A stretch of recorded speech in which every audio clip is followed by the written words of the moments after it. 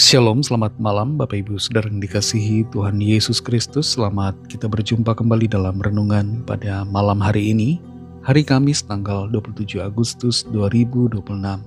Kiranya saudara semua ada dalam keadaan yang baik, sehat, penuh sukacita, kuat dalam iman dan berlimpah berkat Tuhan. Sebelum kita mendengarkan kebenaran firman Tuhan, mari kita berdoa. Bapa kami yang di sorga, Bapa dalam nama Tuhan Yesus Kristus, Tuhan yang penuh rahmat dan kasih karunia, terima kasih untuk segala kebaikan-Mu di sepanjang hari ini, kekuatan-Mu yang Tuhan limpahkan, yang telah memampukan kami. Kembali saat ini kami mau mendengar sabda firman-Mu, urapilah kami Roh Kudus agar kami mengerti dan taat melakukan akan setiap kehendak-Mu. Dalam nama Tuhan Yesus kami berdoa, haleluya, amin. Saudara yang dikasih Tuhan, ayat firman Tuhan saat ini terdapat dalam surat Filipi pasal 1 ayat 23-24. Tertulis demikian, Aku didesak dari dua pihak, aku ingin pergi dan diam bersama-sama dengan Kristus. Itu memang jauh lebih baik, tetapi lebih perlu untuk tinggal di dunia ini karena kamu.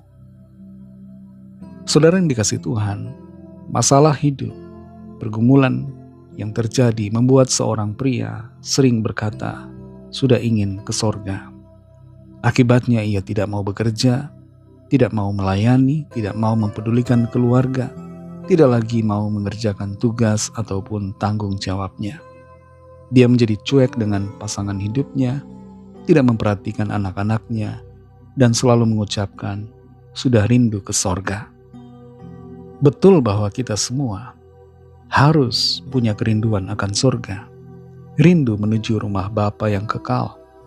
Tapi itu tidak boleh membuat kita menjadi pasif dan tidak bertanggung jawab selama hidup di dunia ini. Seharusnya kita tetap aktif dan menyelesaikan tanggung jawab kita selama kita ada di dunia ini. Dalam Filipi 1 ayat 23-24 ini tertulis, Aku didesak dari dua pihak. Aku ingin pergi dan diam bersama-sama dengan Kristus. Itu memang jauh lebih baik, tetapi lebih perlu untuk tinggal di dunia ini karena kamu. Dalam situasi ancaman eksekusi mati di penjara Roma, Rasul Paulus menuliskan ayat ini kepada jemaat di Filipi. Sikap yang dinyatakan dalam ayat ini menunjukkan bagaimana seharusnya setiap orang percaya memandang kematian tanpa rasa takut dan sekaligus memandang kehidupan di bumi ini sebagai panggilan pelayanan yang belum selesai, yang harus dikerjakan dan tidak boleh dilalaikan. Dari dalam penjara, Rasul Paulus menuliskan surat ini di sekitar tahun 60 atau 62 sesudah Kristus, dan jemaat di Filipi mengkhawatirkan kondisi keselamatan Paulus, mengkhawatirkan keadaannya. Tapi dalam ayat-ayat ini, dalam suratnya, Rasul Paulus tidak meratapi nasibnya, tidak bersedih karena situasi pemenjaraannya, tapi menegaskan di sini bahwa pemenjaraannya justru memperluas pemberitaan Injil, dan bahwa hasil akhir dari persidangannya, entah hidup ataupun mati dieksekusi, sepenuhnya itu semua akan memuliakan nama Tuhan. Ketika Rasul Paulus di sini menyebutkan, aku didesak dari dua pihak, ini bukan konflik antara dosa dan kebenaran.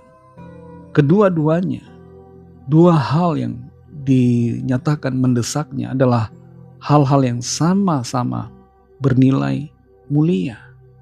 Didesak untuk datang, untuk kembali kepada Tuhan, itu jauh lebih baik.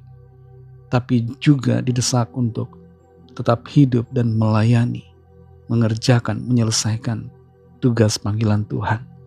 Itu juga adalah hal yang baik. Ke sorga itu bukan pelarian, saudara. Jangan sampai kita merasa hidup di dunia ini begitu susah, lalu kita berpikir, lebih baik saya ke sorga, lebih baik saya tinggalkan dunia. Sikap kita hendaknya tidak demikian. Sorga bukan pelarian kita atas masalah yang ada di dunia ini. Selama kita hidup di dunia, selama kita masih bernafas, berarti tugas kita belum selesai dan kita harus menyelesaikannya seturut dengan rencana Tuhan. Masuk ke dalam sorga memang penuh kebahagiaan, ada sukacita kekal dalam hadiratnya. Tapi kalau kita sekali lagi masih diizinkan, masih diberi waktu, masih diberi tambahan hari untuk hidup dalam dunia ini, maka jangan gunakan itu hanya untuk sekedar hidup dan menunggu waktu penghabisan, tapi gunakan itu untuk melayani Tuhan. Gunakan kesempatan untuk menghasilkan buah pelayanan, untuk membawa berkat bagi orang-orang di sekitar kita, membawa jiwa-jiwa, menjadi alat kemuliaan Tuhan dimanapun kita berada. Saudara yang dikasih Tuhan, kalau ada di antara saudara yang sedang mengalami kesusahan, tekanan hidup, beban-beban, persoalan yang berat, jangan sampai kerinduan akan surga menjadi pelarian kita, menjadi sebuah keputusasaan karena melihat beratnya persoalan yang ada yang kita alami.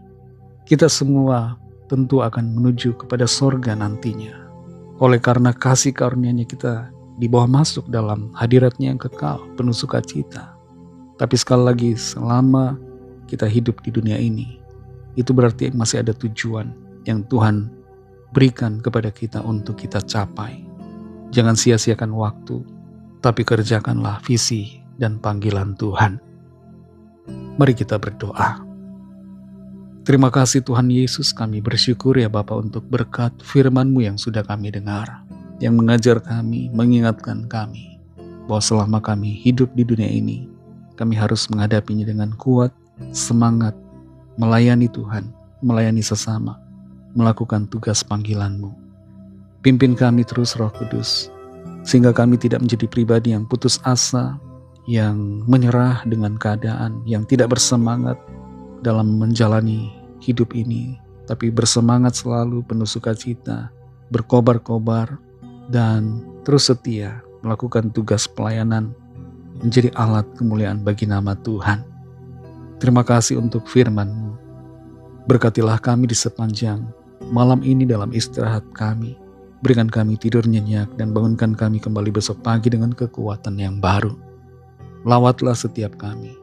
Yang sakit disembuhkan, yang lemah dikuatkan kembali, yang susah dihiburkan, yang putus asa diberi semangat baru, yang terikat kuasa kegelapan dilepaskan, yang sedang dalam pergumulan mendapatkan jalan keluar yang ajaib. Berkati bangsa kami Indonesia dan juga semua bangsa di dunia ini. Curahkanlah Roh-Mu agar setiap orang percaya kepadamu Tuhan Yesus dan menerima anugerah keselamatan.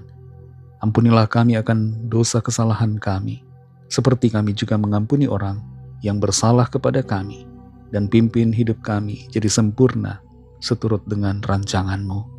Dalam nama Tuhan Yesus Kristus kami sudah berdoa dan mengucap syukur. Haleluya. Terimalah berkat Tuhan. Tuhan memberkati engkau dan melindungi engkau. Tuhan menyinari engkau dengan wajah-Nya dan memberikan kasih karunia.